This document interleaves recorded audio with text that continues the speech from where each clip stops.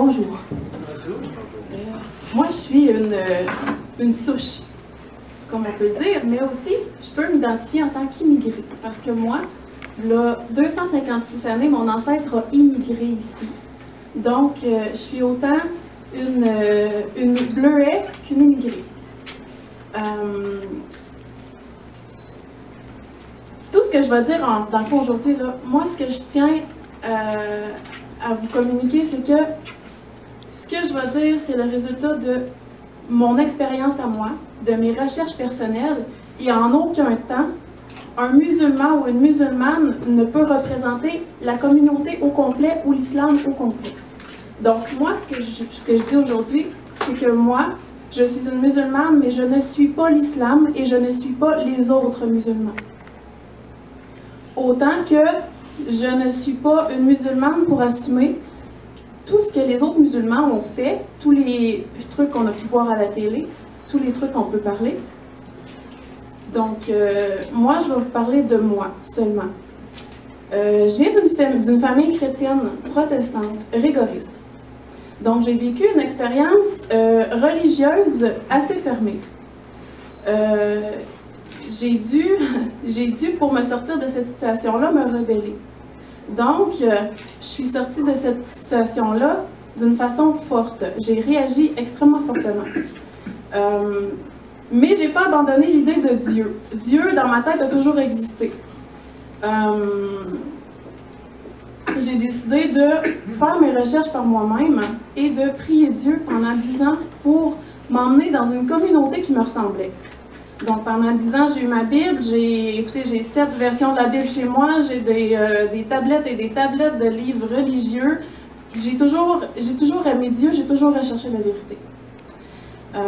Pendant ces 10 années de recherche-là, je me suis forgé un caractère qui est, comment je pourrais dire, indépendant, autonome, un caractère fort, un caractère de cochon, comme on peut dire ici. Je suis autonome, je suis une femme qui ne s'est jamais laissée imposer quoi que ce soit par l'humain, par l'homme, par les autres, par la société. J'ai fait mon idée par moi-même. J'ai fait mon chemin avec ma force à moi de caractère. Et ça, les décisions que j'ai prises dans ma vie, de les prendre par moi-même et de ne pas me laisser influencer par la société, ça ne changera pas. Mon voile, quand j'ai décidé de me le mettre sur la tête, ça n'a pas été quelque chose de facile. J'ai étudié les ordonnances. Écoutez, mon premier contact avec l'islam a été dur, mais pas dur pour moi, mais dur pour l'autre. Parce que moi, dans ma tête, j'avais des années et des années de jugement et de préjugés accumulés dans mon cerveau, ce qui fait que la première fois que j'ai vu un musulman, un arabe, je me suis dit, comment ça, il y a des islamistes rendus dans mon pays? Qu'est-ce que c'est ça, ce monde-là? Puis j'ai eu une montagne de préjugés et de critiques envers lui. Je l'ai brassé pas à peu près. Fait que j'ai posé plein de questions, plein de préjugés sur des sujets qui sont durs pour nous en tant qu'occidentaux à comprendre. Beaucoup d'incompréhension, beaucoup de fausses idées. Donc, j'ai posé mes questions, je les brassais pas à peu près, puis à la longue, ce que j'ai compris de l'islam, c'est complètement le contraire de ce que la télé a pu m'accumuler comme idée, comme image, comme principe. C'est complètement différent. Au moment où j'ai cru que mes préjugés étaient tout tombés, j'ai rencontré mon premier barbu à vie. Je pensais que mes préjugés étaient tout partis, mais quand j'ai vu le barbu, j'ai eu peur. J'ai vraiment eu peur. Je me suis dit, les terroristes sont arrivés en ville, qu'est-ce que c'est ça? Fait que c'est là que j'ai compris, en fait, j'ai étudié la psychologie, puis c'est là que j'ai compris que les idées qui nous rentrent en tête par la télé, par la radio, par les reportages, par toutes les informations qu'ils nous donnent, même si nous, on décide de les rejeter, l'image, elle vient ancrer dans notre cerveau beaucoup plus loin que ce qu'on peut s'imaginer. Donc, ça a été encore un bon processus de désamorcer tout ce que j'avais à l'intérieur de moi. Ce que j'ai aimé de cet islamiste-là, c'est qu'il n'a jamais essayé de me convertir. Il a toujours été respectueux, il a toujours répondu à mes questions avec patience. Il n'a jamais essayé de me convertir ou de m'enrôler dans sa mentalité de musulman ou de... Peu importe son idée, il a toujours été hyper respectueux avec moi.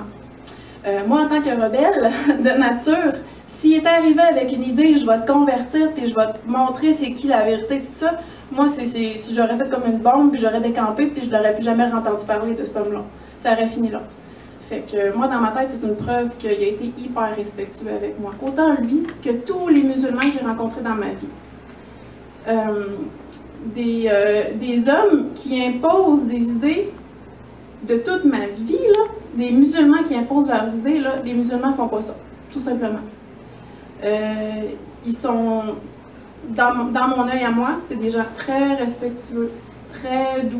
La douceur de l'islam dans le cœur des musulmans est incroyable. Moi, j'ai découvert un accueil immense. J'ai jamais été aussi bien accueillie par des musulmans. J'ai jamais été aussi bien accueillie par n'importe qui d'autre. Ils sont, dans mon œil à moi, là, les bras toujours ouverts, toujours disponibles. Fait que quand on voit des images à la télé, là, des gens qui sont renfermés sur eux, qui obligent, qui imposent, j'ai jamais vu ça. Donc, moi, je me dis, quand on rouvre son cerveau, quand on va voir la vérité, ben, on peut être surpris, vraiment beaucoup surpris. On peut se rendre compte que l'autre personne est le contraire de ce qu'on croyait, de ce qu'on pensait au premier regard. Moi, je vous conseille à n'importe qui, n'importe quel humain sur la Terre, d'oublier les idées qui sont préconçues, puis d'aller poser des questions aux gens qui sont concernés. C'est hyper important. Moi, je me suis convertie, j'ai choisi de faire le pas, mais les musulmans, c'est pas leur idée quand ils vont vous approcher ou quand vous voulez les approcher, il n'y a pas peur d'eux. Ils vont juste répondre à vos questions, ça va finir là. Donc, mon processus, j'ai eu une bonne grosse année là, de questionnement et de recherche intensive. En juillet 2012, c'était le Ramadan. J'ai vu tous mes amis jeûner. J'ai vu tous mes amis se priver de nourriture toute la journée, avoir chaud, avoir soif, avoir faim, mais pas un son, pas un chiolage, à rien du tout. Puis des amis, là, j'en ai eu tout autour de la terre, OK? Puis l'énergie qui se dégage de ce mois-là, de ce moment-là, moi, j'ai trouvé exceptionnel. C'est vraiment tout le tour de la terre, ils font toutes la même chose, ils sont tous convaincus. Okay. Ils sont tous convaincus de ce qu'il faut, de ce qu'ils font. C'est pas par obligation, ils font de leur cœur, ils font de leur profond, là. C'est pas de surface, c'est pas juste pour avoir l'air de moi je veux jeûner comme les autres, c'est une conviction intense. Moi, ça m'a bouche bée. J'ai été bouche bée. En septembre 2012, j'ai commencé à m'identifier au groupe, à la communauté, mais je n'avais pas fait le pas encore. Parce que moi, quand j'ai vu l'histoire du voile, moi, je me souviens que le voile est écrit dans la Bible aussi. Donc, moi, je me suis tout le temps dit, si c'est écrit dans un, c'est écrit dans l'autre, c'est sûrement vrai.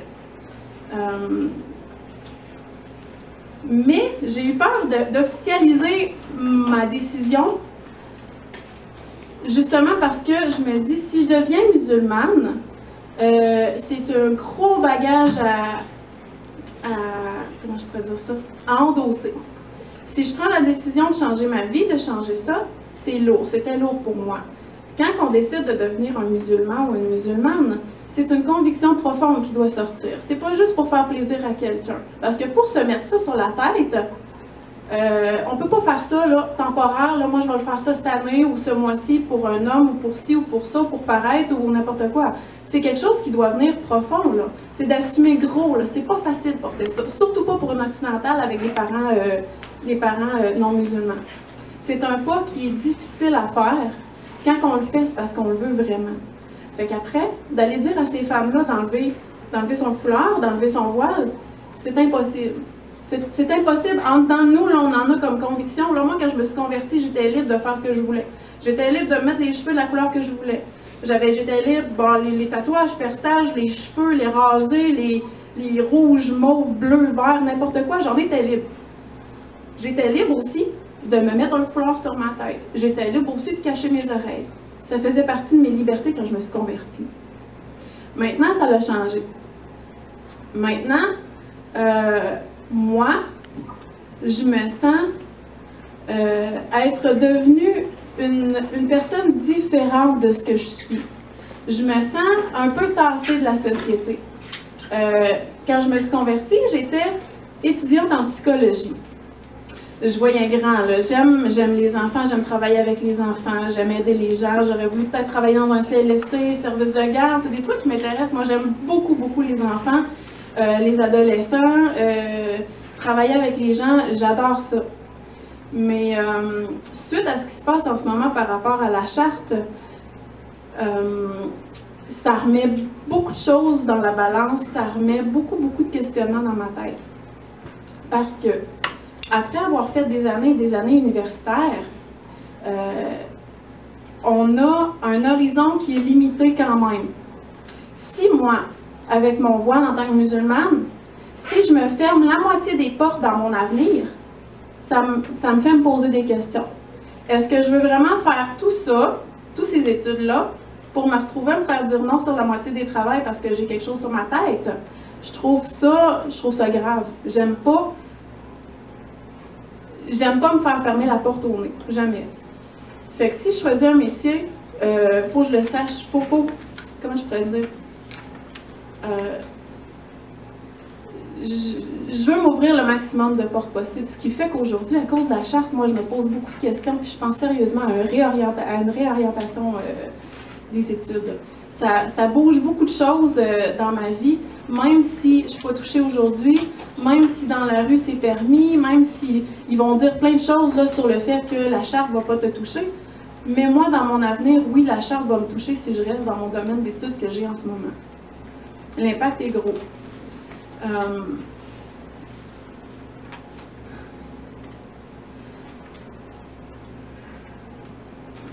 Moi, quand j'étais jeune, au primaire, on m'a appris une chanson.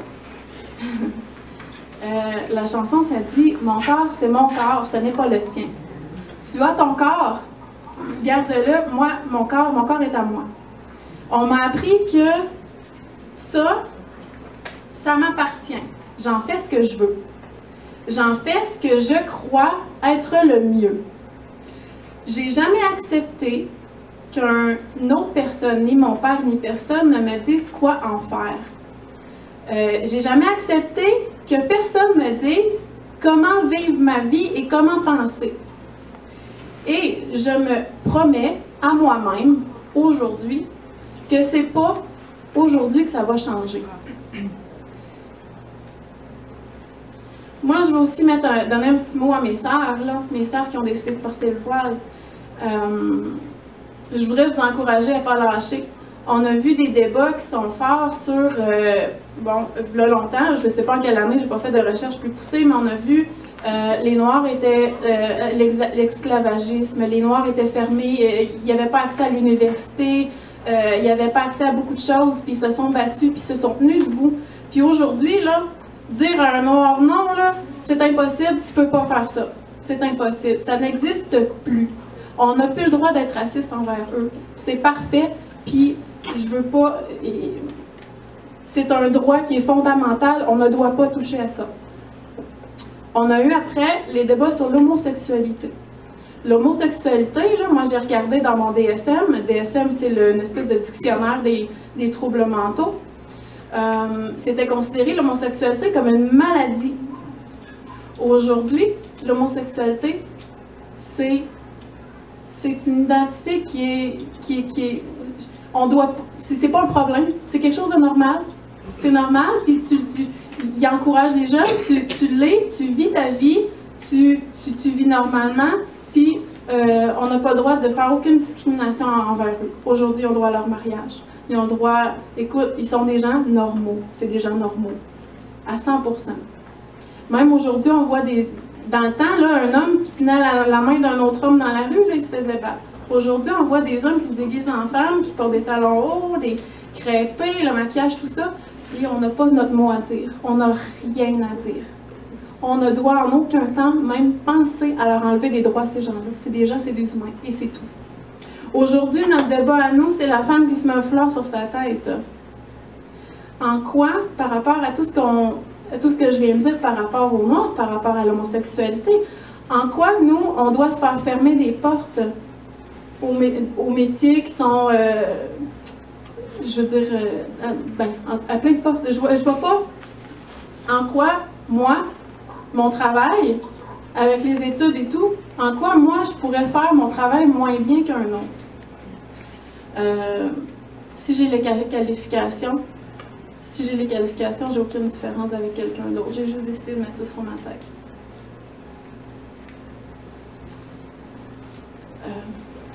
Je peux dire ça. Donc, c'est ça. Moi, j'ai participé un peu au développement du petit pamphlet. Je ne sais pas si vous l'avez regardé, là, le petit pamphlet là, sur le thème. À l'intérieur, j'ai mis des versets du Coran. J'espère que c'est pas trop compliqué, que c'est pas trop flou pour vous. Là, moi, ce que j'ai voulu montrer, c'est que l'islam, c'est une religion de paix. C'est une religion qui pousse beaucoup au respect de la femme, au respect de l'être humain en général.